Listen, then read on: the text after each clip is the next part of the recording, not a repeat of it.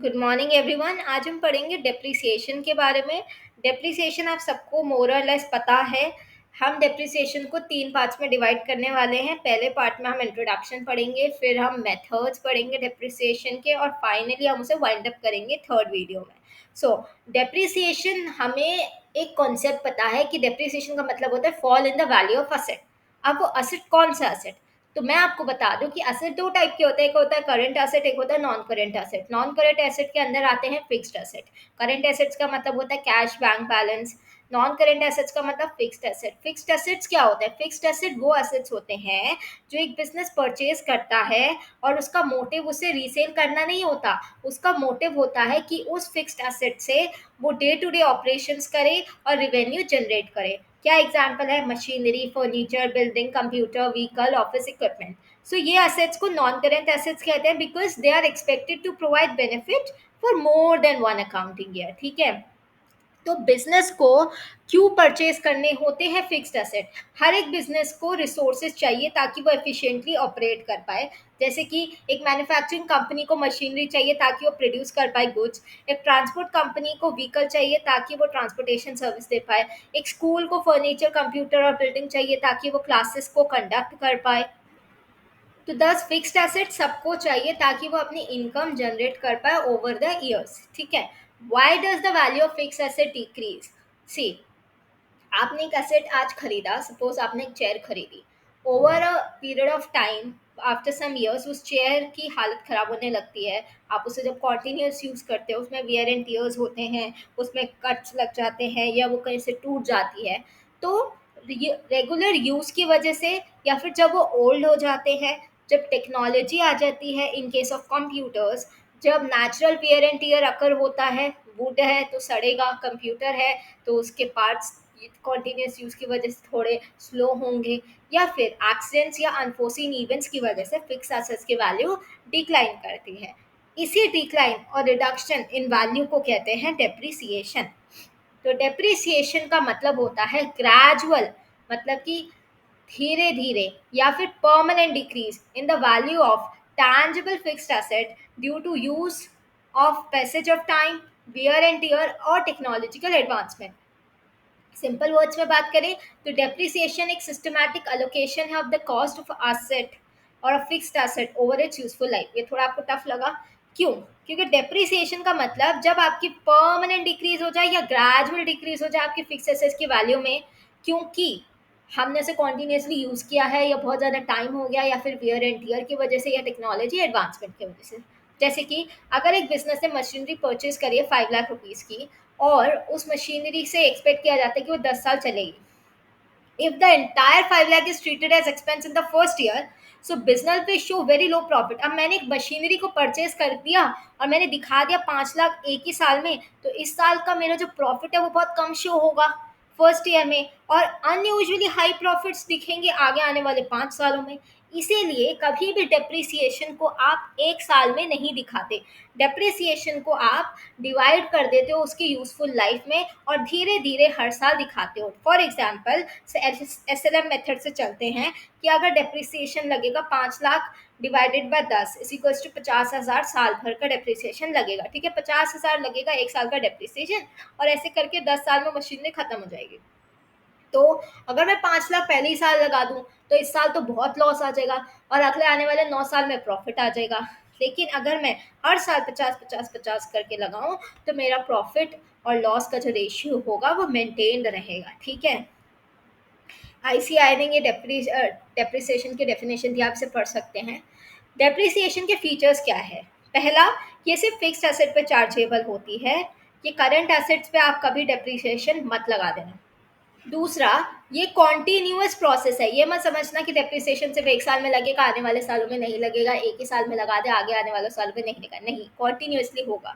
तीसरा, permanent reduction in value, जो decrease हुई है वैल्यू की ड्यू टू डेप्रिसिएशन वो परमानेंट होने वाली है। एक बार वैल्यू डिक्रीज हो गई over the year due to usage और पैसेज ऑफ टाइम, तो उसे आप दोबारा से नॉर्मल वैल्यू पे रिस्टोर नहीं कर सकते। ठीक है, नॉर्मल एंट्री पास मत कर देना फिर उसके लिए। फिर डेप्रिसिएशन वेरी इंपॉर्टेंट, एक नॉन कैश एक्सपेंस है। डेप्रिसिएशन से आपका कुछ एक्चुअल कैश का आउटफ्लो नहीं होता या आप कोई कैश की पेमेंट नहीं कर रहे होते हो, आप सिंपली उसे हर साल डेप्रिसिएशन को दिखा रहे होते हो कि depreciation to fixed asset, depreciation to fixed asset, हर ईयर आप बस ये एंट्री पास कर रहे होते हो। तो एक नॉन कैश एक्सपेंस है। Then it is based on estimates. आपको पता नहीं है कि यह मशीनरी हर साल 50,000 ही काटेगी या हर मशीनरी 50,000 से जरूरी नहीं कि सिर्फ 50,000 पर ईयर का हो, 51,000 भी हो सकता है, 49,000 भी हो सकता है। तो ये एक एस्टिमेट पे बेस्ड होता है। और वो एस्टिमेट हम कैसे लगाते हैं? यूजफुल लाइफ को देख के, रेजिडुअल वैल्यू को देख के और एक्सपेक्टेड पैटर्न ऑफ यूज को देख के। डिफरेंस बिजनेस के लिए डिफरेंट डेप्रिसिएशन के अमाउंट हो सकते हैं for the same fixed asset. Then reduces the book value of asset. हर साल डेप्रिसिएशन लगाने की वजह से आपकी फिक्स्ड वैल्यू रिड्यूस होगी। जैसे अभी इस साल 5 लाख माइनस 50,000 बचे कितना? 4,50,000। नेक्स्ट ईयर फिर 50,000 डिडक्ट करोगे तो बचेगा कितना? 4 लाख। ऐसे हर साल उसकी वैल्यू रिड्यूस होगी फिक्स्ड एसेट की। Then allocation of cost not valuation. Depreciation से मार्केट वैल्यू डिटरमाइन नहीं होती। Its purpose is only to allocate cost of the asset over its useful life. Causes क्या है डेप्रिसिएशन के? वियर एंड टीयर की वजह से हो सकती है, मतलब कि फिजिकल डिटोरिएशन हो सकता है, पैसेज ऑफ टाइम, टाइम के साथ डेप्रिसिएशन हो सकता है। ऑब्सोलेंस, ऑब्सोलेंस का मतलब कि टेक्नोलॉजिकल एडवांसमेंट की वजह से या चेंज होना मार्केट में डिमांड की वजह से आपकी मशीन ऑब्सोलीट हो गई, मतलब कि अब पुरानी हो गई है। ठीक है, जैसे कि अगर बिजनेस ने परचेज किया डेस्कटॉप, कुछ सालों बाद एडवांस टेक्नोलॉजी वाले आ जाएंगे या फिर ओल्ड कंप्यूटर्स की जगह लैपटॉप्स आ जाएंगे, तो इतने बल्कि डेस्कटॉप का कोई यूज ही नहीं है। तो that is called obsolescence. Then depletion. Depreciation अगर नेचुरल रिसोर्सेज का हुआ है तो उसे डेप्रिसिएशन नहीं, डिप्लीशन कहते हैं। नेचुरल रिसोर्सेज डिक्रीज होते हैं क्योंकि वो एक्सट्रैक्ट किए जाते हैं, जैसे कि coal mines, oil wells, quarries. तो although depletion is technically different from depreciation, concept similar है लेकिन उसका नाम डिफरेंट है। ठीक है, एक्सीडेंट की वजह से भी आपकी वैल्यू में रिडक्शन आ सकता है, जैसे फायर आ गई, फ्लड लग गया, अर्थक्वेक हो गया, थेफ्ट हो गया, तो इससे भी आपकी यूजफुलनेस या वैल्यू ऑफ एसेट रिड्यूस हो जाएगी। क्या इंपॉर्टेंस है डेप्रिसिएशन को निकालने के लिए? क्यों जरूरी है कि हम डेप्रिसिएशन कैलकुलेट करें? पहला, हमारे पास करेक्ट प्रॉफिट आएंगे। डेप्रिसिएशन एक एक्सपेंस है, इसको चार्ज नहीं किया जाता, टोटल एक्सपेंसेस को अंडरस्टैंड किया जाता है। और अगर डेप्रिसिएशन को चार्ज नहीं करोगे ना, तो टोटल जो आपकी प्रॉफिट है वो ओवरस्टेट हो जाएंगे। डेप्रिसिएशन को चार्ज करोगे तो ट्रू प्रॉफिट दिखेगा बिजनेस के अंदर। सेकेंडली, करेक्ट वैल्यू दिखेगी असेट्स की। हर साल डेप्रिसिएशन लगा के आपको एक एस्टिमेटेड रहेगा कि हाँ, हर साल मशीनरी या कोई भी फिक्स्ड एसेट प्रॉपर्ली डेप्रिसिएट हो रहा है, उसकी करेक्ट वैल्यू दिख रही है हमारे बैलेंस शीट में। देन ये मैचिंग प्रिंसिपल फॉलो करता है। मैचिंग प्रिंसिपल क्या करता है कि एक्सपेंसेस को रिकॉग्नाइज करना चाहिए सेम अकाउंटिंग पीरियड में जिससे वो रिलेट करते हैं। ठीक है, जिससे उसके रिवेन्यू अर्न होते हैं, क्योंकि फिक्स्ड एसेट बिजनेस को रिवेन्यू जनरेट करने में हेल्प करता है over the useful life.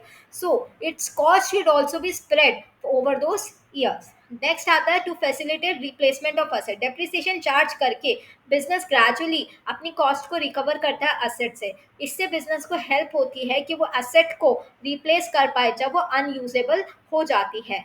Then to comply with accounting principles, charging depreciation ensure करता है कि financial statement true and fair presentation दे रही हैं बुक्स ऑफ अकाउंट्स के।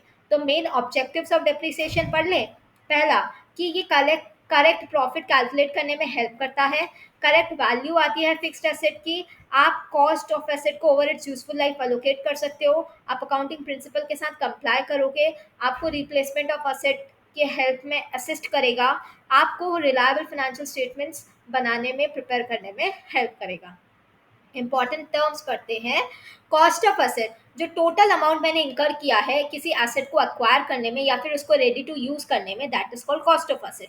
जैसे कि purchase price plus transportation plus installation expenses plus freight plus import duty if any, अगर हम सब चीज उसको ऐड कर दें, मतलब टोटल अमाउंट जो मैंने इंकर कर दिया उस एसेट को परचेज करने में या फिर उसको रेडी टू यूज करने में, that is called cost of a asset. Next है यूजफुल लाइफ। यूजफुल लाइफ का मतलब एस्टिमेटेड पीरियड जितना उस एसेट से हमें इकोनॉमिक बेनिफिट्स मिलने वाले हैं। जैसे कि अब यूजफुल लाइफ को आप यूनिट्स में भी निकाल सकते हो कि कितना यूनिट्स वो प्रोड्यूस करेगा उसके बेसिस पे, या फिर कितने घंटों तक वो चल पाएगी उसके बेसिस पे, या फिर सालों के बेसिस पे। ठीक है, तो इट डिपेंड्स कि आप कौन से एसेट को हेल्प कर रहे हो, किस एसेट की यूजफुल लाइफ निकालनी है, तो उसके अलग अलग क्राइटेरिया हैं निकालने के। फिर आता है रेजिडुअल वैल्यू, वेरी इंपॉर्टेंट। जो एस्टिमेटेड अमाउंट बिजनेस एक्सपेक्ट करता है रिसीव करना जब एसेट बिक जाएगा at end of its useful life. अब मशीनरी पूरा यूज कर ली, आखिरी में जीरो बची है, लेकिन एक्चुअल में वो मशीनरी के तभी भी जो मेटल है उसको कबाड़ी वाले को बेचोगे तो कुछ स्क्रैप मिलेगा, उसी को कहते हैं रेजिडुअल वैल्यू। अगर इस रेजिडुअल वैल्यू को हम सब्ट्रैक्ट कर दे कॉस्ट ऑफ असेट से, तो उससे आता है हमारा डेप्रिसिएबल अमाउंट। ठीक है। बुक वैल्यू क्या होती है? बुक वैल्यू का मतलब होता है कैरिंग अमाउंट, मतलब कि जो आपका कॉस्ट ऑफ असेट है उसमें से एक्यूमुलेटेड डेप्रिसिएशन माइनस कर दो। एक्यूमुलेटेड डेप्रिसिएशन मतलब कि टोटल डेप्रिसिएशन जो आज तक जमा होते होते बना है पूरा फाइनेंशियल ईयर का, अगर पूरा डेप्रिसिएशन एक सम कॉस्ट ऑफ असेट में से माइनस कर देते हैं, that is called book value. This is the value at which the asset appears in the balance sheet. फिर आता है एक्यूमुलेटेड डेप्रिसिएशन। ये टोटल डेप्रिसिएशन है जो हमने चार्ज किया एसेट पे from the date of purchase up to a particular date, जो कि हो सकती है एंड ऑफ अकाउंटिंग ईयर, क्योंकि आप फाइनेंशियल स्टेटमेंट्स क्लोज कर रहे हैं। फिर आता है असेट जिस पे डेप्रिसिएशन चार्ज करते हैं, हम पढ़ चुके हैं इस चीज को। असेट जिस पे डेप्रिसिएशन चार्ज नहीं करते हैं, वेरी इंपॉर्टेंट, आज ही मार्क कर लो, लैंड पे कभी डेप्रिसिएशन चार्ज मत करना। Land is a non depreciable fixed asset. Okay. Inventory stock होता है, इसके लिए AS2 होता है, ये डेप्रिसिएशन के अंदर नहीं आता। कैश को डेप्रिसिएट नहीं करते, और इन्वेंट्री जो हमने ट्रेडिंग के लिए करी है उसको भी डेप्रिसिएट नहीं करते। आज के लेक्चर में हमने डेप्रिसिएशन के बारे में पढ़ा, उसका सिस्टमैटिक अलोकेशन के बारे में पढ़ा, कॉस्ट ऑफ फिक्स्ड एसेट पढ़ा कि कैसे use over the useful life हम उसको अलोकेट करेंगे, उसके definition, characteristics, causes, importance, objectives, सब कुछ पढ़ा हमने डेप्रिसिएशन के बारे में। नेक्स्ट जो लेक्चर आएगा उसमें मैं आपको मेथड्स ऑफ डेप्रिसिएशन पढ़ाने वाली हूँ, जिसमें SLM आता है, WDV आता है। हम उनके फॉर्मूलाज पढ़ेंगे, उन मेथड की कैसे जर्नल एंट्री पास होती है वो पढ़ेंगे, और कुछ प्रैक्टिकल न्यूमेरिकल क्वेश्चंस करने वाले हैं। सो पार्ट 2 के लिए स्टे ट्यून्ड। और आज का वीडियो कैसा लगा मुझे कमेंट सेक्शन में बताना। कोई भी ऐसा पार्ट जो समझ ना आया हो तो वो आप बिल्कुल हक से पूछ सकते हैं। As of now, bye bye.